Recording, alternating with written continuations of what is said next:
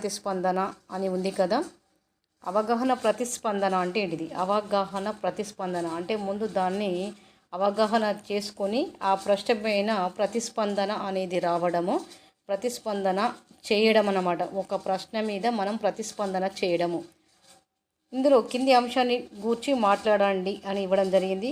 తెలుగు భాష గొప్పతనం గురించి మాట్లాడండి. అయితే ఒక ఆంగ్ల పదం కానీ హిందీ, ఉర్దూ ఇలా ఇతర భాషా పదాలు వాడకుండా, హిందీ కానివ్వండి, ఉర్దూ కానివ్వండి, ఇతర భాషా పదాలు వాడకుండా మాట్లాడాలి. ప్రయత్నం చేయండి. ఎవరు బాగా మాట్లాడతారో చూద్దాం అనేది మరి బిట్టులో ఇవ్వడం జరిగింది. కింది అంశాన్ని గూర్చి మాట్లాడండి అంటే కింద ఏ అంశం అయితే ఇవ్వడం జరిగిందో ఆ అంశాన్ని గురించి మాట్లాడాలి. తెలుగు భాష గొప్పతనం గురించి మాట్లాడండి.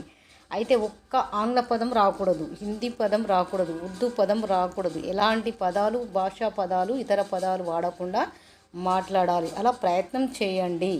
ఎవరు బాగా మాట్లాడతారో అలా మరి చూద్దాం అనేది మరి ఈ బిట్టులో ఇవ్వడం జరిగింది. కింది పద్యాన్ని చదవండి, ప్రశ్నలకు సరైన జవాబును గుర్తించండి. ఇక్కడ ఒకటవ బిట్టులో రెండవ ప్రశ్న, గో మేరే షేర్ హై ఖవాస్ పసంద్ పర్ మేరీ గుఫ్తగు ఆవాం సే హై. ఇక్కడ చూడండి, కింది గద్యాన్ని చదవండి, ప్రశ్నలకు సరైన జవాబును గుర్తించండి.